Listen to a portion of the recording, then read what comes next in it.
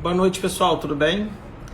Quem já está entrando aí na live, conta pra mim se vocês me ouvem, só para eu saber se está tudo bem aí. Vou conversar hoje com o Rodrigo Baldon. Aí a gente vai ver como é que vai. Quem puder aí me falar. Ah, beleza, Eugênio, obrigado, viu? Eu vou esperar mais uns 2 minutinhos, 1 minutinho. Ó, o Jorge aí, tudo bem, Jorge? Vamos fazer uma live bem legal com o Rodrigo Baldon. Para quem não conhece o Rodrigo Baldon, fisioterapeuta, um cara super legal. Ganhou o prêmio de tese da CAPES alguns anos atrás. E a gente vai falar um pouquinho sobre interação entre pesquisa e clínica. Vou ver se eu chamo ele já daqui a um pouquinho aí. Em homenagem ao Rodrigo, eu não sei quem sabe, o Rodrigo, toda vez que ele viaja para dar curso, ele toma café. Aí ele tira uma foto assim, bebendo. Aí eu coloquei uma xícara de café em homenagem a ele. Legal aí.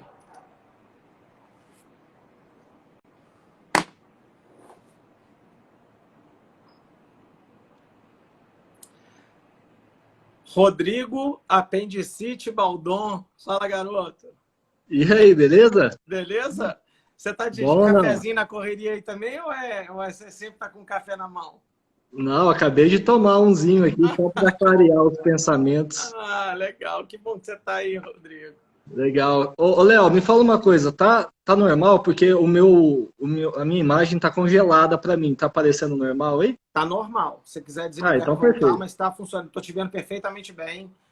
Não, sem Tá problema. beleza. Você tá bem na cirurgia, cara? Eu tenho que falar. A gente tava negociando uma live, o Rodrigo foi operado. Cara, eu não sei se eu te contei tudo o que aconteceu, mas eu tive um susto, cara. Eu operei da apendicite, foi um episódio bem agudo, eu acordei de madrugada com a dor. Fui até trabalhar, ainda atendi até meio-dia, e o trem só piorando, piorando. Aí mandei desmarcar, pedi para a secretária cancelar tudo, fui para o hospital e já me operaram, já de Caraca, emergência. maluco. E eu sou pior Mas que aí o que acontece é que foi de vídeo, né? Então no outro dia, cara, eu já saí, foi tudo bem. Agora o problema é que eu evolui com uma trombose, cara. Ei. Eu fiz uma tromboflebite no braço, no Ah, acesso da cirurgia, dos medicamentos. Então, isso daí que complicou. 2 dias depois, eu comecei com dor no braço, cara. um pouco de inchaço, tal, da veia bem dilatada. Aí eu já falei com o vascular, amigo meu. O cara veio até aqui em casa já, falou, não, já entra com xarelto. Segunda você faz um Doppler só pra gente ter certeza. E já entrei com o xarelto, agora 3 meses de anticoagulante, sem Ah, atividade. caraca, maluco. Que coisa. E Pois você já tá é. trabalhando ou não? Voltei hoje. Ah, que Voltei bom. hoje. Fiquei uma semana em casa de férias forçado. Mas faz parte, né? Caraca, meu, essa vida é muito louca, né, Rodrigo? Eu tô, Pois é, cara. eu não sei se cabe aqui nessa live, não, né, cara? Mas a gente precisa conversar sobre isso, né, cara? Minha sogra mora em Santos.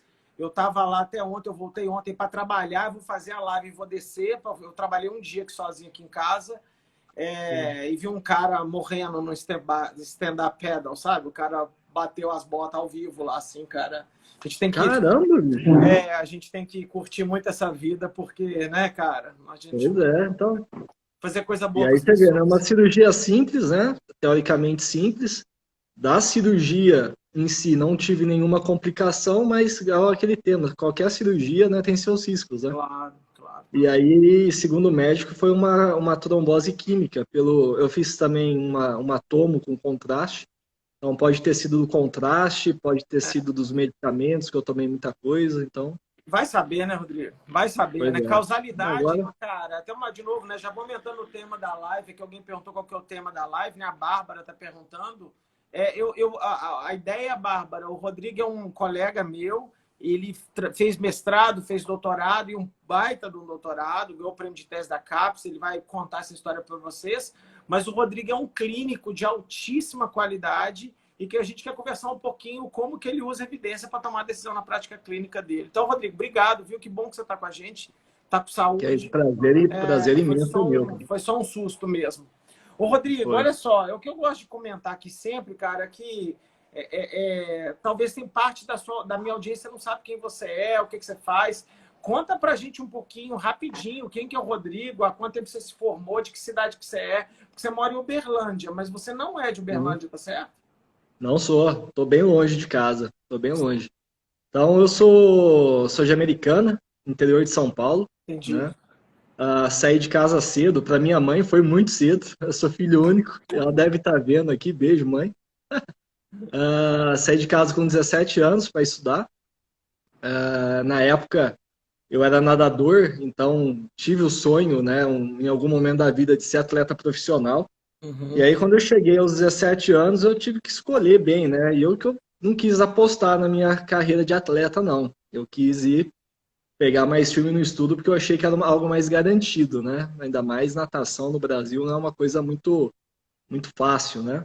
Uhum. E aí eu me dediquei, estudei para vestibular e acabei passando lá na UFSC. Opa, deu uma travadinha, vamos ver se volta aqui.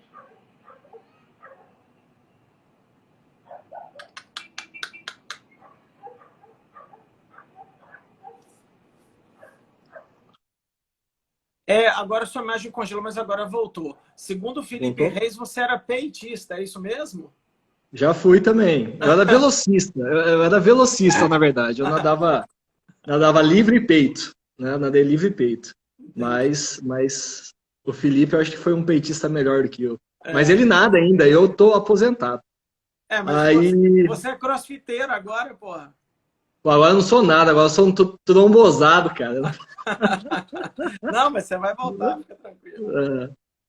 Ah, e aí, cara, eu fui para a UFSCar, né, onde eu fiz toda a minha graduação. E fiquei 10 anos em São Carlos, eu fiz a graduação, mestrado, doutorado lá.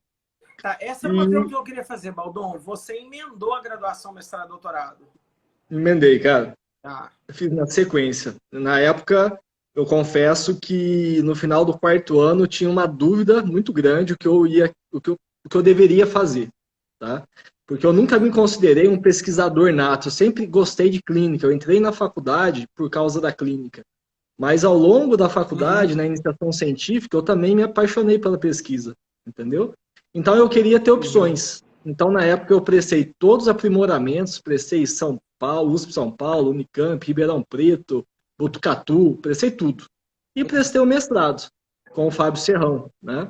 Acabou que eu passei no mestrado, Uhum. né? E nas outras também, mas eu falei assim, poxa, essa oportunidade do mestrado eu acho que eu não vou ter outra vez, né? Então eu peguei, Uhum. abracei e falei, tô aqui mesmo, vou tocar adiante, entendeu? E aí já emendei tudo, né? Mestrado, doutorado.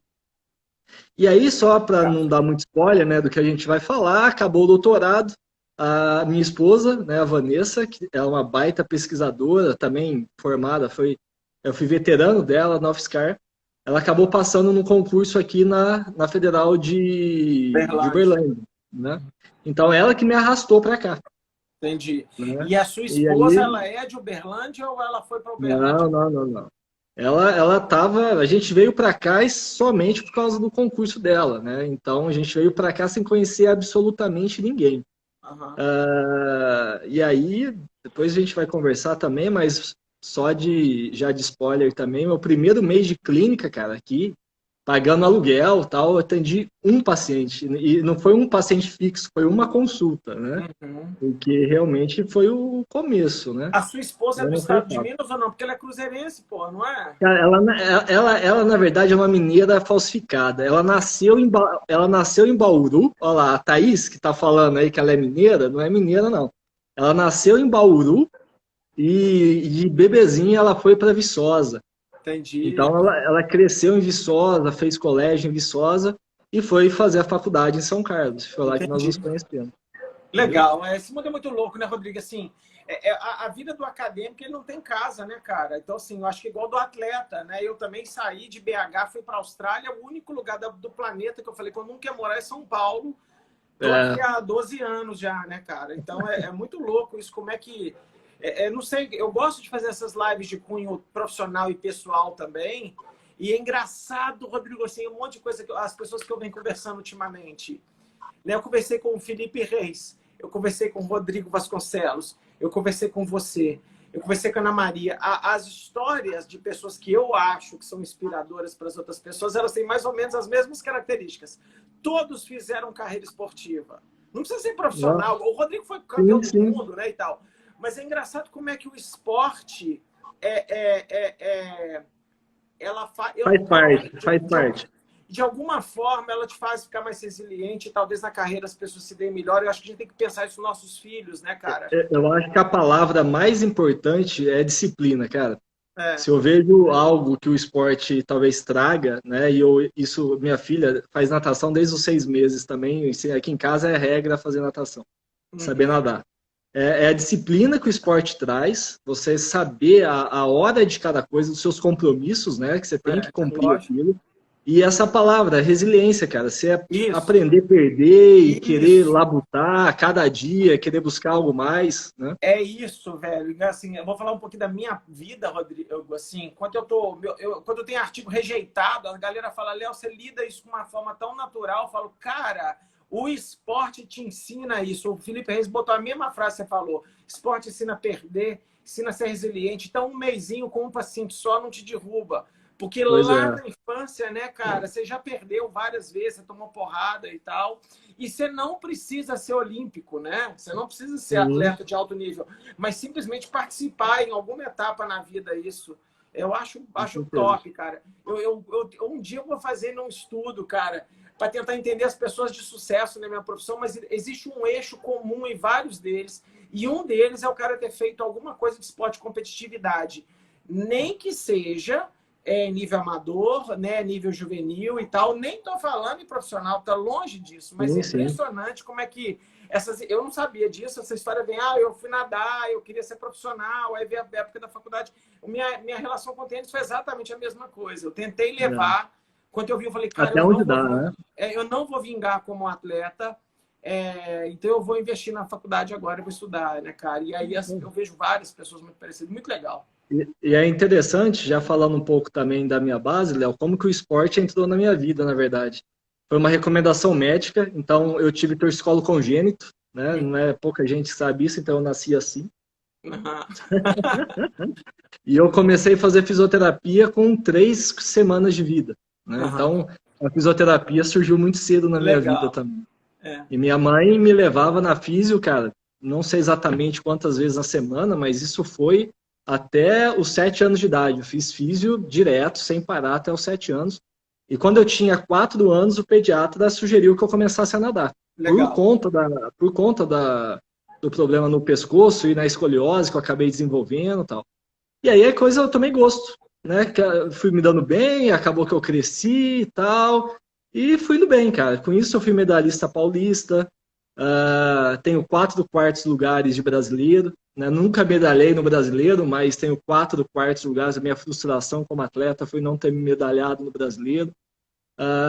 Algumas seleções, mas foi isso. Aí na faculdade, cara, eu fui jogador de polo aquático. Legal. Então, lá na UFSCar tinha uma equipe forte de polo, a gente disputava Campeonato Paulista Segunda Divisão.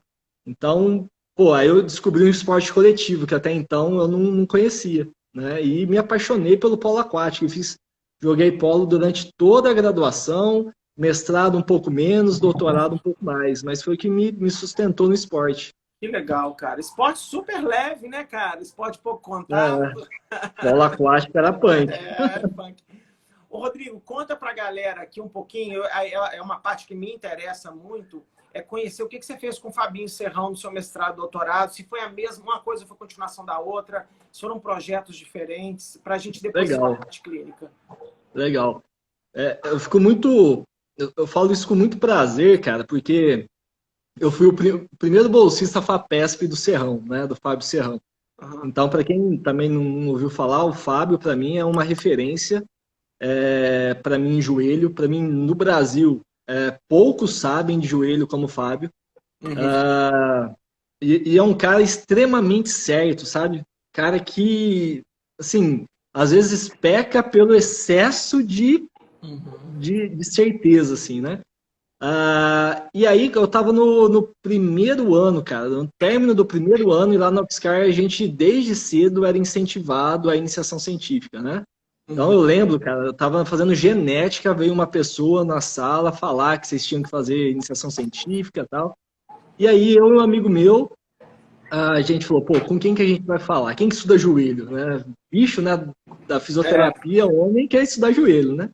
Aí a gente foi falar com o Fabinho. Aí o Fabinho falou assim, cara, eu acabei de vir num congresso aí, e o povo tava falando da influência do quadril e na dor femoro-patelar. A gente não sabia nada, né? Final Que do ano foi primeiro isso, ano, Rodrigo? 2004. Caraca. Dezembro de 2004. Tá? E aí, cara, o que tinha nessa, até esse ano, sobre isso, era um estudo do Powers, foi um número da JOSPT que saiu somente sobre essa influência do quadril no joelho, um estudo da Mascal, que era um estudo de 2 casos, falando dessa abordagem, e o Fabinho, biomecânico nato que ele era, achou muito interessante e quis começar a pesquisar. E eu acho que tem poucas pessoas no Brasil que sabem isso, mas o Fábio foi o primeiro a pesquisar isso, né? Ele foi o primeiro a ver o potencial disso, cara.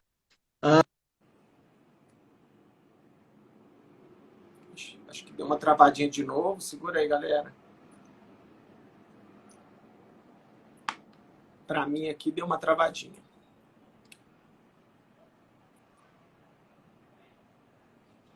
Acho que voltou agora, Rodrigo. Voltou. Deu uma travadinha, você estava falando ali da relação com o Fabinho. Beleza, isso. Aí o Fabinho falou assim, depois falando com a gente, né? Eu joguei esse tema para vocês achando que vocês não iam nem ligar. E eu e esse meu amigo, cara, a gente já era nerd meio desde sempre, né? A gente pegou, em 3 dias, a gente escreveu uma introdução do projeto, né? Que ele falou pra gente e tal. Uma introdução, Léo, de 12 páginas. Legal. A gente chegou com isso daí na outra semana para ele marcamos a reunião, ele meio desconfiado, aí que abriu o arquivo, falou assim, galera, ó, legal vocês terem escrito isso, mas com introdução isso não serve. Só sei que o nosso trabalho de 12 páginas caiu para menos de 2 páginas. Claro. A gente ia só, poxa, meu, que pena. Eu brinco que foi a primeira revisão que eu fiz, foi nessa introdução. Já vi... Legal. Toma porrada logo cedo. Já começou tomando já, né? E a partir daí a gente fez, então, a iniciação científica, e nesse processo eu conheci a Teresa Nakagawa, que o primeiro ensaio clínico, né, comparando o tratamento conservador para a dor femoro-patelar com esse tratamento enfatizando a região proximal, né, do quadril, quem fez foi a Teresa. Foi um mestrado da Teresa. Então o Fabinho jogou isso para a gente, e no mesmo período, a Teresa começou o mestrado com ele. Entendi. Então ela foi nossa co-orientadora. Eu fiz um estudo comparando no isocinético force, foi publicado na Athletic Training. O Thiago fez um estudo com eletromiografia, foi publicado na Brasileira. E a Teresa fez um ensaio clínico. Foi publicado. Iniciação científica, exatamente. Fábio, a gente fez um artigo de revisão também na época, que foi publicado na Fisioterapia em Movimento. Fisioterapia em Movimento. E a Teresa publicou esse trabalho na Clinical and Rehabilitation. Tá. E foi o primeiro ensaio, foi um ensaio super pequenininho, estudo piloto que a gente considerou, mas que a gente, para você ter ideia, foi publicado antes de eu entrar no mestrado. Então, eu fiz a prova do mestrado com esses artigos já. Ô, Rodrigo, foi o primeiro ensaio clínico que investigou alguma coisa proximal para a dor femopatelar do mundo? Foi o primeiro. Foi da Teresa. Foi da Teresa. É engraçado, quando você falou 2004, eu assustei, porque 2004 ainda se falava muito de pé ainda, né? A gente olhava muito distal, né? Ou olhava aquela coisa que é o eterno VMOVL, quadrilha. Isso, essa questão, né? proximal não se falava. Foi quando começou essa abordagem mais do Powers. Nesse número da JOSPT, a questão da cadeia cinética ela foi bastante difundida. Mais proximal, mas também falando da interferência distal. Mas eu vejo que até 2003, Léo, se eu tivesse que falar em termos de dor femopatelar, a gente pensa que 2003 era focado muito local, né? E de 2003 para frente, em 2007 foi publicado esse artigo da Teresa na Clinical Rehabilitation. Então, desde aí, né, que começou a se ter, de fato, trabalhos mais abordando essa questão. Legal. No mestrado, o que você fez? Então, aí no mestrado, a gente seguiu a linha de pesquisa do laboratório, que aí começou, de fato, né, o Fabinho se dedicar à dor femoro-patelar. Então, no mestrado, a gente fez um trabalho de cunho preventivo. Então, a ideia era essa. A gente pegou 32 mulheres, dividimos em 2 grupos, né, mulheres saudáveis. Fizemos uma análise biomecânica delas, durante salto, durante agachamento, descida de escada. Um grupo foi um grupo controle puro, não fez nada, né, e outro grupo fez um programa de fortalecimento e treinamento de controle motor da região proximal, né? E aí nós avaliamos as questões de força, a avaliação cinemática e capacidade funcional nos rope testes.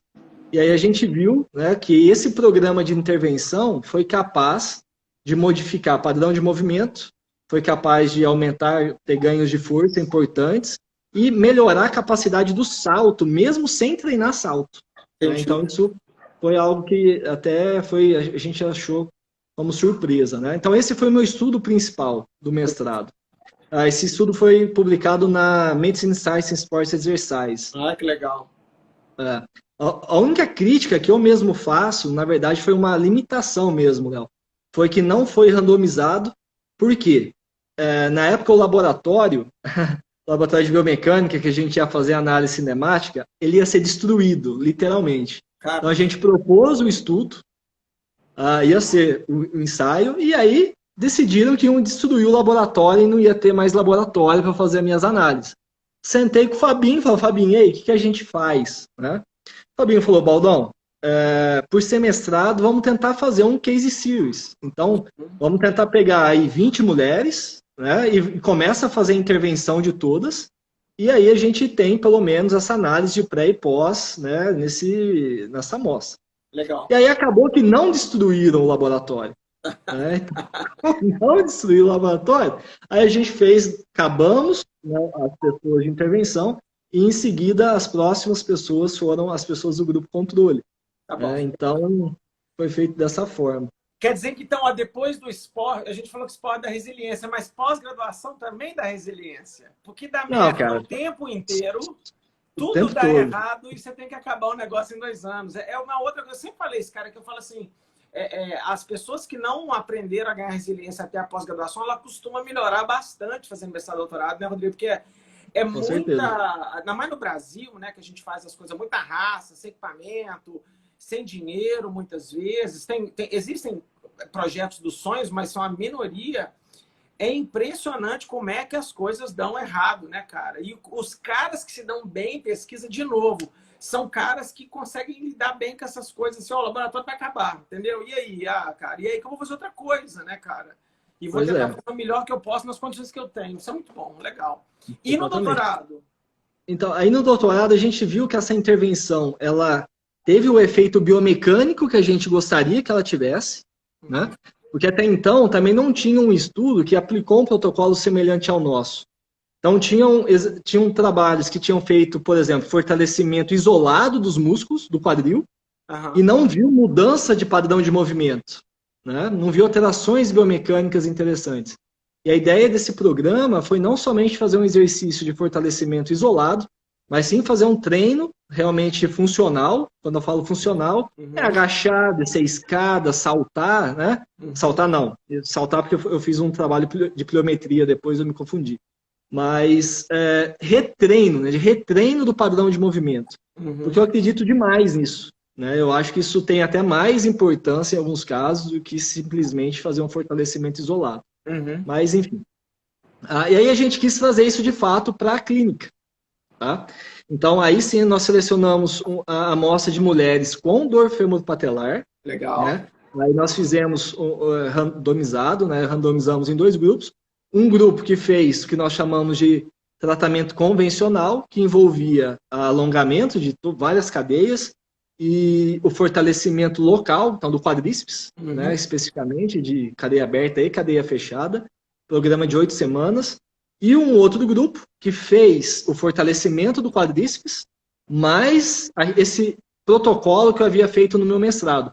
A gente modificou um outro exercício que a gente viu que não ficou tão legal no mestrado, então usamos até o mestrado como aprendizado, né? E eu acredito que eu melhorei esse programa para o doutorado. Tá? Também foram 8 semanas. Fizemos uma reavaliação imediatamente após as 8 semanas, e após 3 meses a gente reavaliou a parte clínica, não biomecânica, mas fizemos a reavaliação clínica das mulheres.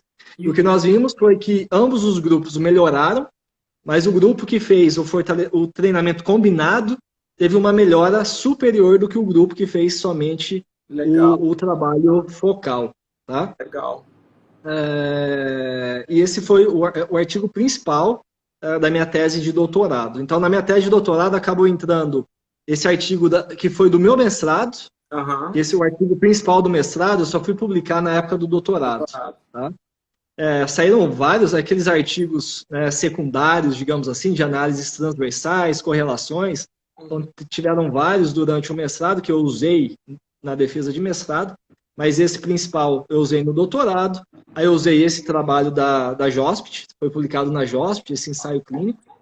E um terceiro estudo, que aí foi uma coisa que, já aproveitando o gancho, né, que eu fui para Pittsburgh, então foi uma experiência que eu tive com bastante incentivo do Serrão, que foi o doutorado sanduíche que eu fiz. Né? Então eu fui para a Universidade de Pittsburgh.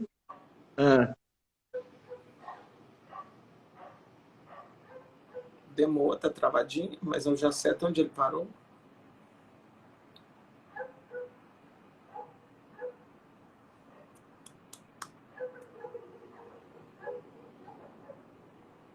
Voltou, Rodrigo. Você estava em Pittsburgh.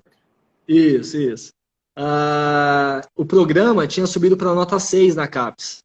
Então, a pressão nos orientadores estava sendo aí, até hoje, né? Você sabe como funciona, de criar vínculos, né? Parcerias com universidades do exterior. E o Fabinho foi atrás disso. Né? E uma delas que ele conseguiu foi lá na Universidade de Pittsburgh. Então, assim, foi um momento difícil da minha vida, porque eu não estava psicologicamente bem, foi um dos momentos mais difíceis.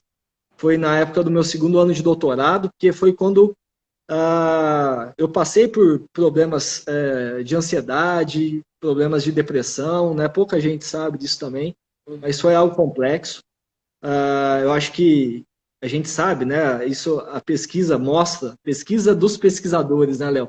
É um problema muito prevalente, né? Muito comum entre alunos de pós-graduação e mesmo entre professores, né, pesquisadores. E foi uma barra, e eu tive que passar por cima disso, e estando lá, sozinho ainda, né, foi realmente um período muito complicado. Mas valeu a experiência, tanto, acho que mais até pessoal do que profissional. Profissional não precisa nem falar, sabe? Porque eu tava, cara, na maior universidade dos Estados Unidos de fisioterapia, né? A terceira cidade foi considerada, quando eu estava lá, a terceira cidade melhor dos Estados Unidos em qualidade de vida. Então, não tinha o que se reclamar, entendeu? Eu apresentar meu projeto para o James Hirgan, para o Anthony DeLitto, para o Kelly Fitzgerald, né? Os caras falando comigo, caras que eu, lia artigos há vários anos. Então, a Sara Piva, que foi minha orientadora, brasileira, e uma grande... Isso, exatamente.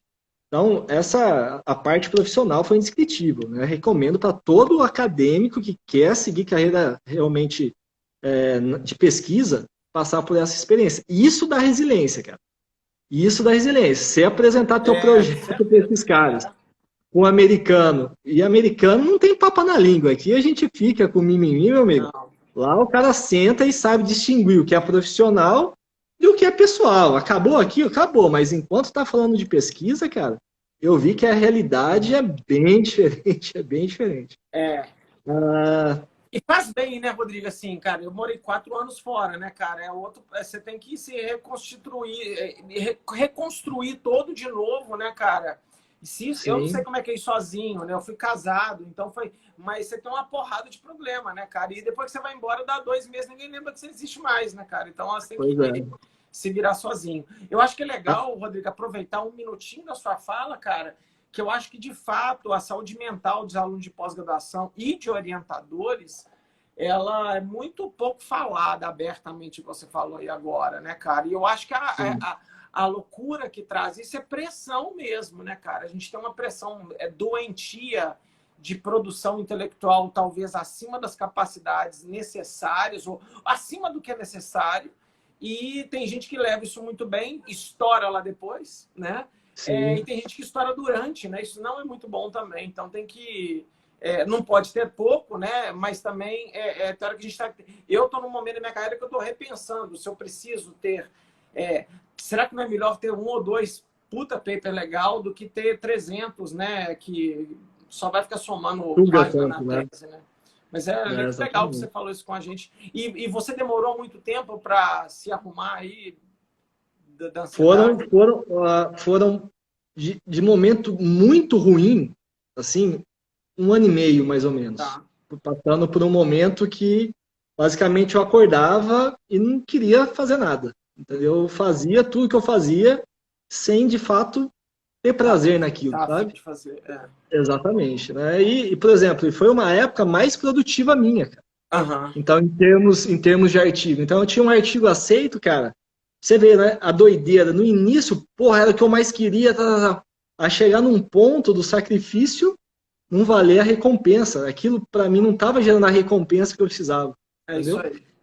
Isso aí. E foi quando eu revi, cara. Eu revi a minha vida, e aí é quando até foi o nome da live, a mudança de rumo, né? A mudança de rota. Uhum. E foi até, isso é difícil até para eu falar, cara, porque é uma coisa que realmente foi, assim, bastante emocionante.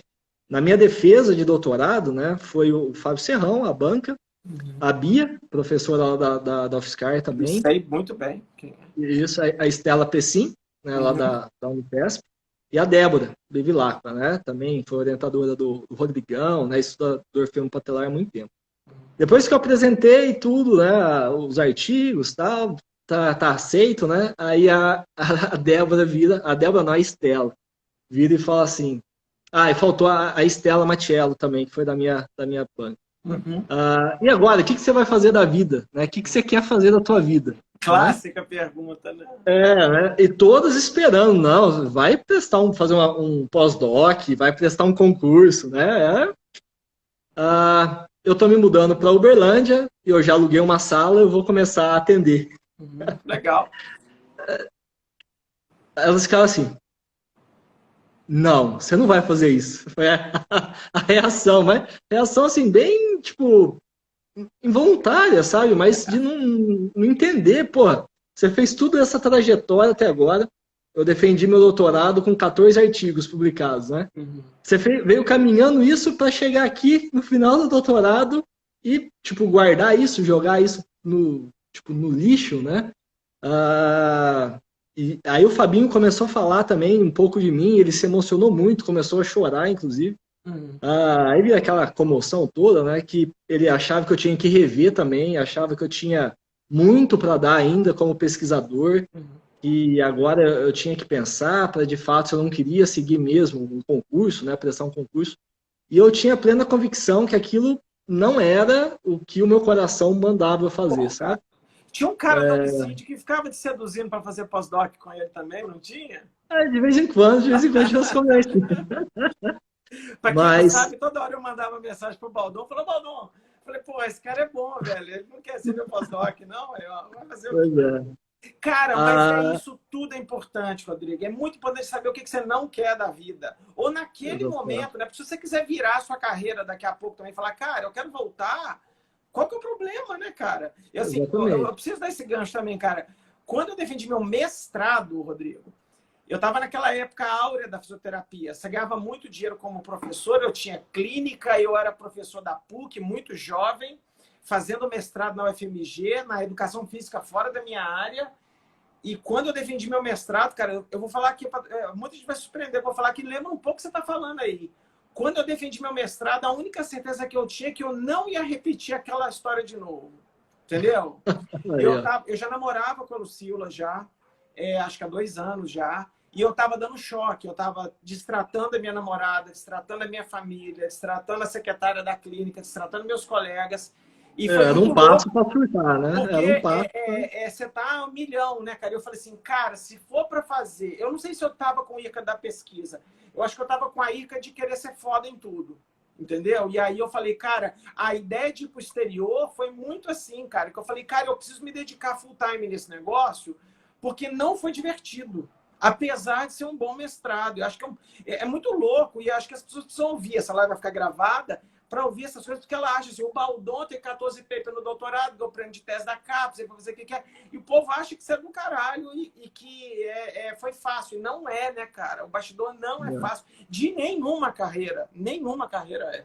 Que legal que você compartilhou isso. E conta virada, então. Eu só quero ouvir. Pois é, aí, cara, antes, né, desse... Não, antes não. Aí eu peguei...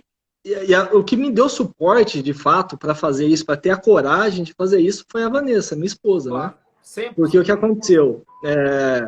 Enquanto eu estava nos Estados Unidos fazendo o sanduíche, nós já estávamos casados, porque ela ia fazer também o sanduíche, e aí ia no Canadá, estava tudo certo, e ela prestou um concurso em Vitória e passou nesse concurso, ainda sem defender o doutorado. E a segunda colocada entrou com recurso e tiraram a vaga dela. Isso foi uma coisa muito, muito difícil, Léo. Muito difícil. Eu nos Estados Unidos, ela aqui, imagina, surtando por causa disso. Né? Mas Deus sabe as coisas, ela faz as coisas certas, a gente não entende muito bem. Acontece que abriu outro concurso logo depois. Aí eu já tinha retornado para o Brasil. E ela prestou aqui em Uberlândia e passou também sem defender o doutorado. Deu uma travadinha, mas aguenta que ele volta.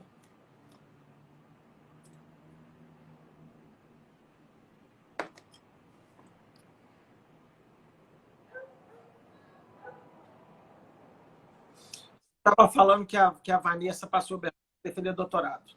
Isso, ela acabou passando. Em 2 concursos, ela passou nos 2. E aí, ela veio para cá, para Uberlândia, às pressas. Ela defendeu o doutorado às pressas. Ela já tinha tudo coletado, né? Então ela conseguiu fazer isso. E eu continuei lá na UFSCar, porque eu tinha que terminar meu doutorado.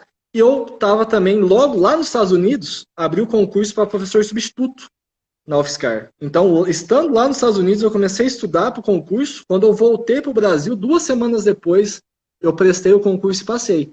Então, eu fiquei 1 ano e meio na UFSCar, que foi o término desse período do doutorado, como professor substituto.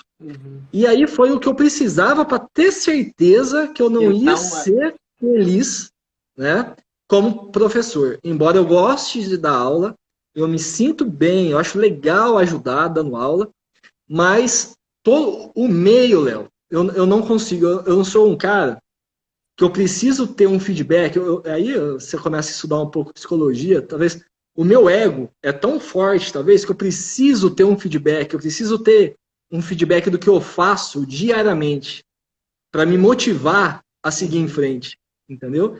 E eu vejo que a pesquisa, cara, ela te cobra demais e esses feedbacks, às vezes, demoram muito para você ter esse retorno. Muito. Né? Não é uma coisa. Muito. Então, você é sugado, você é pressionado, e é coisa que dá errado, você toma, e eu acho que essa resiliência eu não tenho, entendeu? Eu preciso de ver um paciente melhorando, pô, aqui tá dando certo o que eu tô fazendo, ou não tá, mas eu vou atrás para fazer uma coisa melhor, e eu preciso disso. Da mesma forma, quando eu dou aula, eu preciso ter alguém que tá lá sugando o que eu tô falando, que é o que acontece nos cursos. Né? Então, quando eu dou um curso, cara, no final de semana, eu chego no hotel à noite, cara, exausto, porque eu sei que eu dei o meu melhor. Eu falei tudo o que eu tinha para falar, cara, porque a pessoa queria ouvir aquilo. Eu sei que eu de certa forma, eu influenciei na vida daquela pessoa. É isso aí. E muitas vezes, na graduação, isso não acontece. Porque o aluno de graduação, isso faz parte, cara.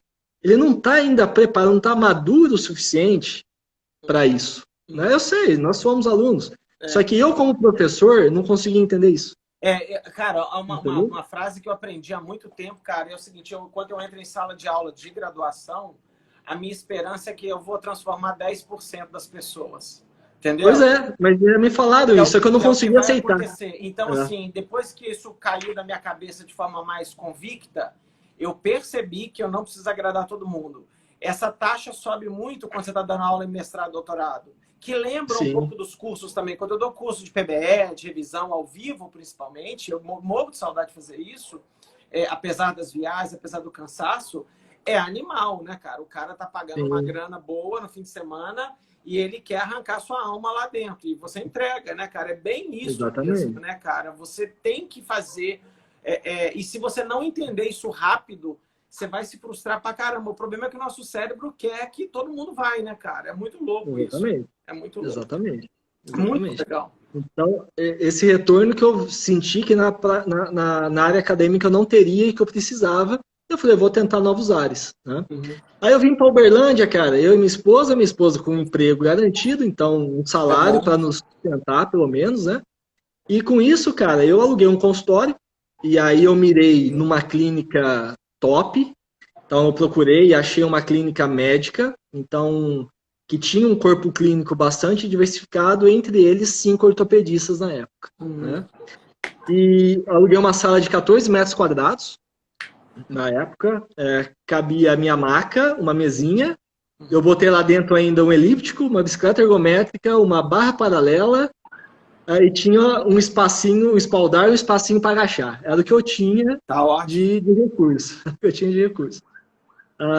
Uma barra com os pesos livres, né? Mas não tinha praticamente nada de mecanoterapia, não cabia, né?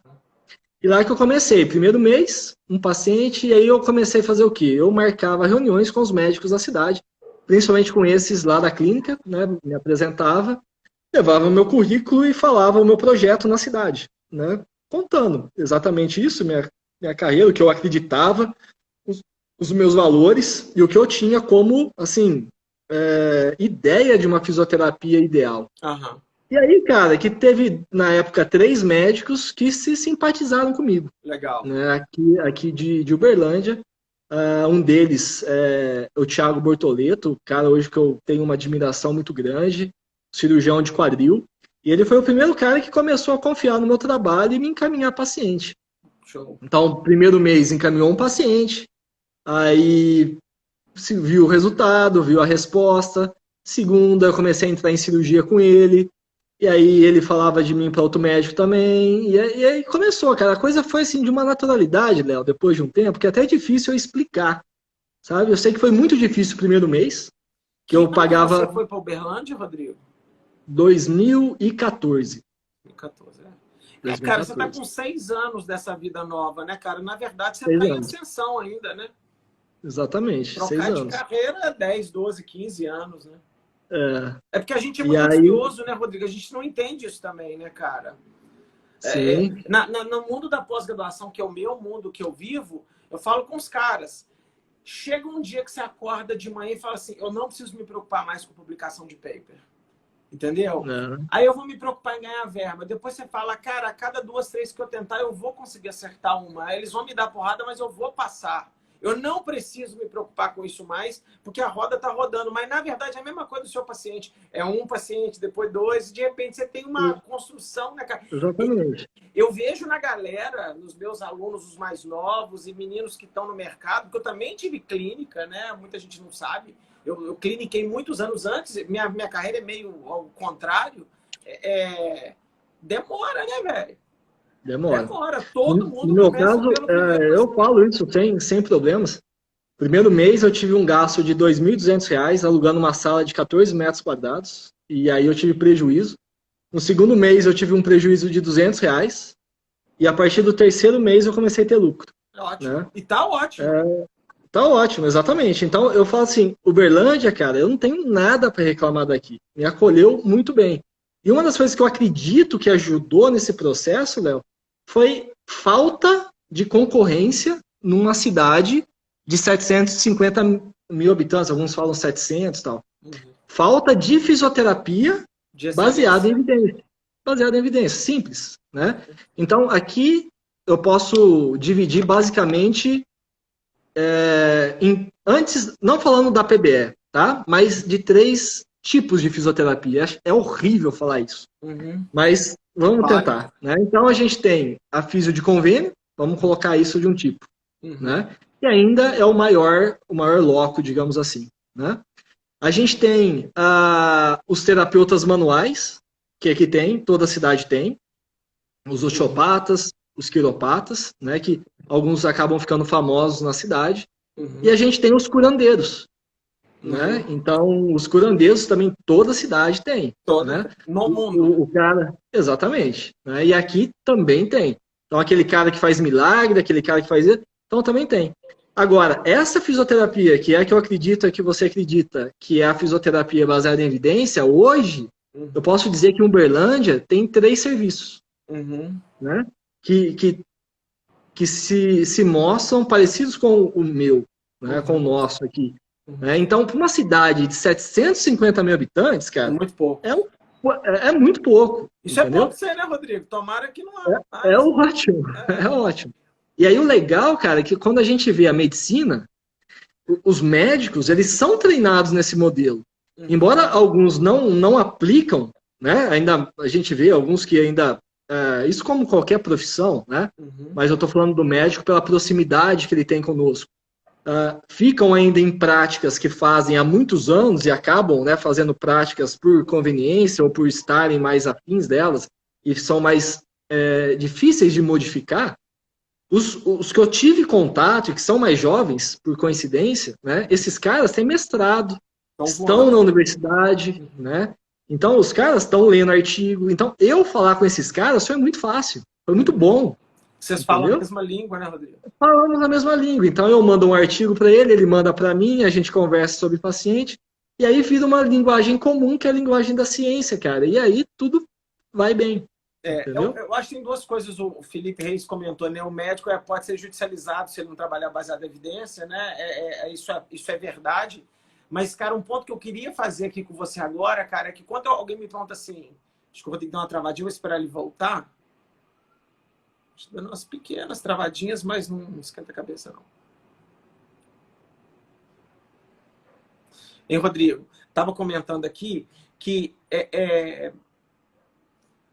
os programas de mestrado e doutorado, finalmente a galera está entendendo que você não forma mestre e doutor só para ser professor e pesquisador.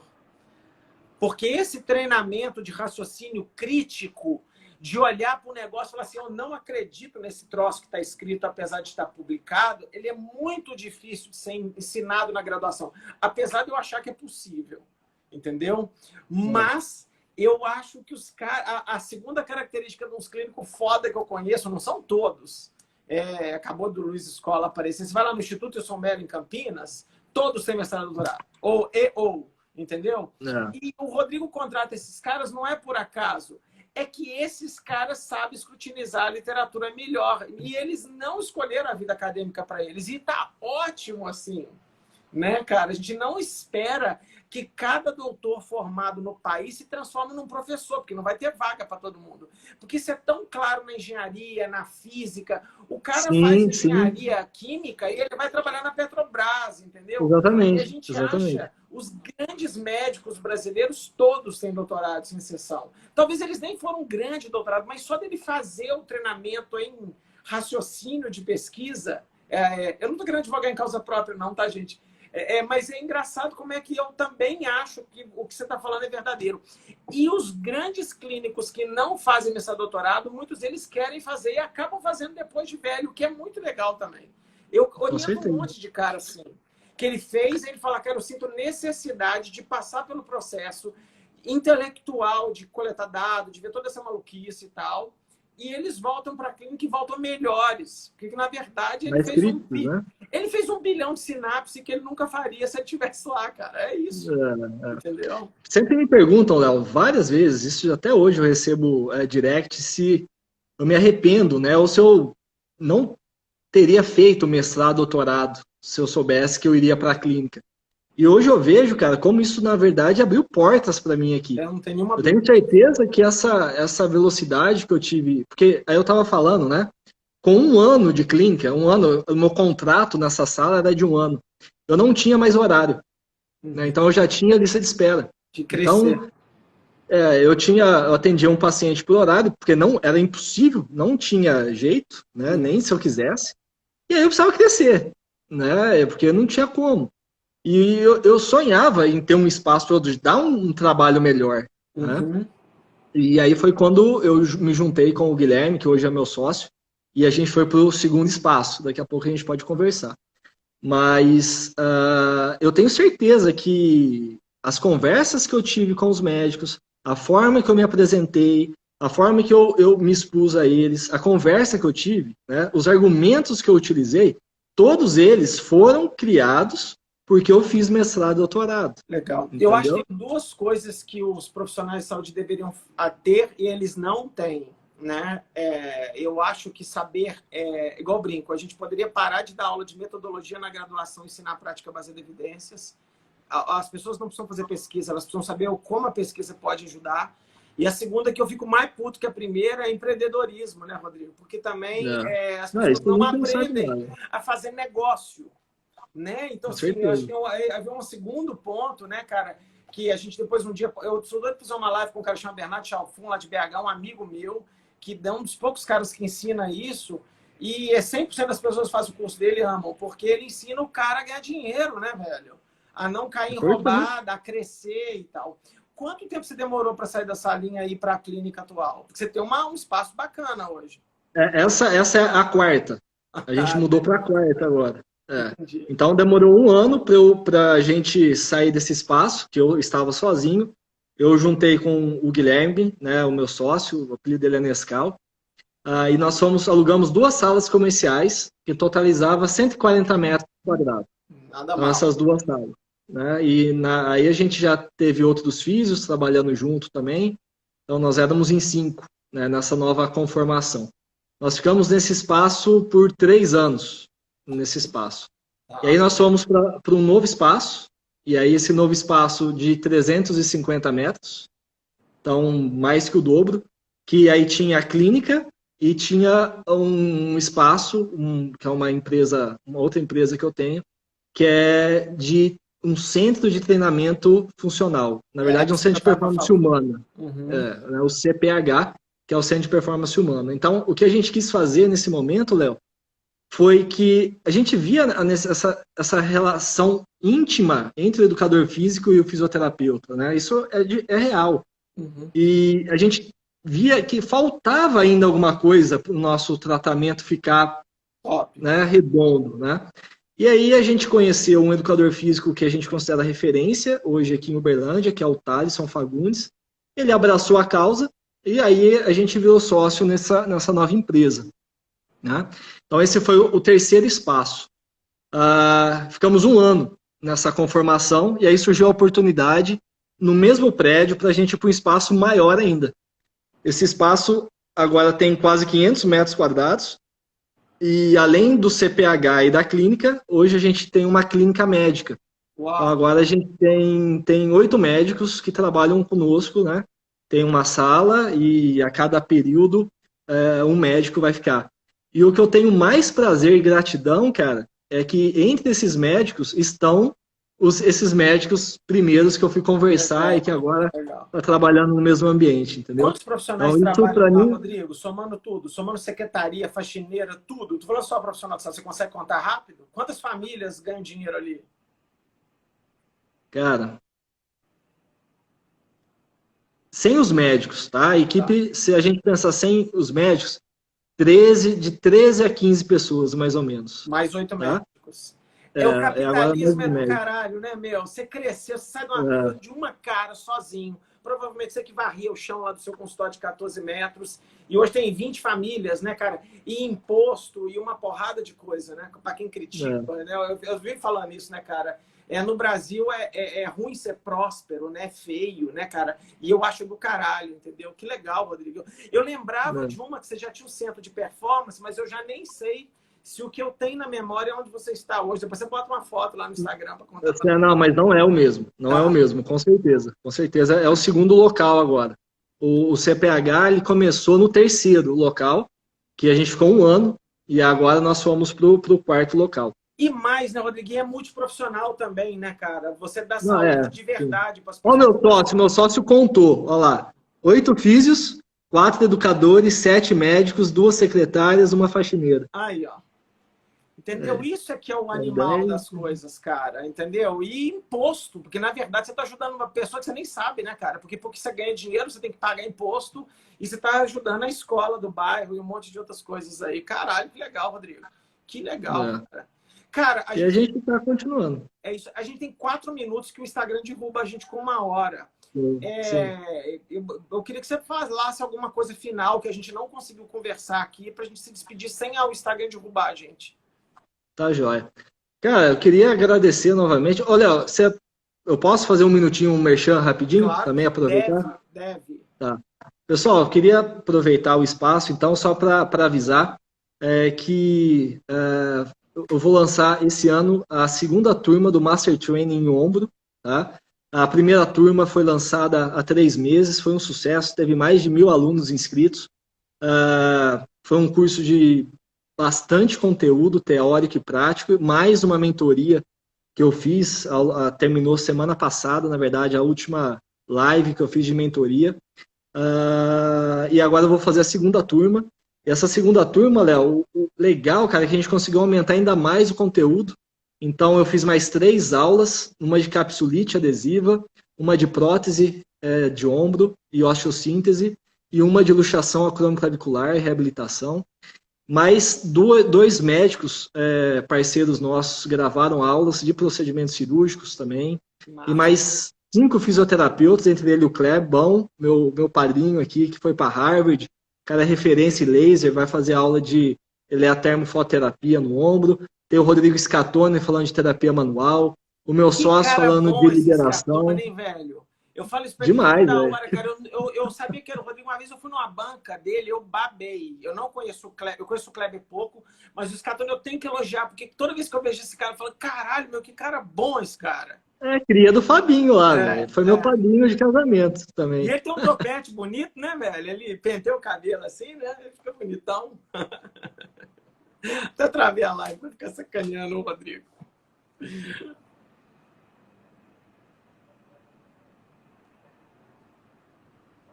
Vamos ver se volta. Não, eu espero que ele volte para despedir da gente antes. Vamos lá, Rodrigão, desculpa. Voltou. Ficou legal a live travada com você, assim, ó, fazendo topete. E aí, pessoal, então eu vou lançar a segunda turma, tá? Lá no meu Insta vocês conseguem já fazer o cadastro. E antes disso, eu vou fazer o intensivão em ombro também, vocês já conseguem se inscrever lá. Vão entrar no grupo VIP do WhatsApp, que eu vou fazer 5 aulas online. Vocês vão ter certificado, então quem quiser já se cadastrar, só ir lá na bio do meu Insta, vocês já conseguem fazer isso. Tá? Isso aí. E, Léo, o que eu queria dizer, cara, de palavras finais aí para terminar, é que a vida é muito doida, cara. É muito doida. Eu acho que você tem que ser flexível à vida, sabe? Depois de alguns anos. E não ter medo de mudar, cara. Não ter medo de mudar, sabe? Eu tive que pegar o meu ego, cara, porque querendo ou não, você sabe como funciona.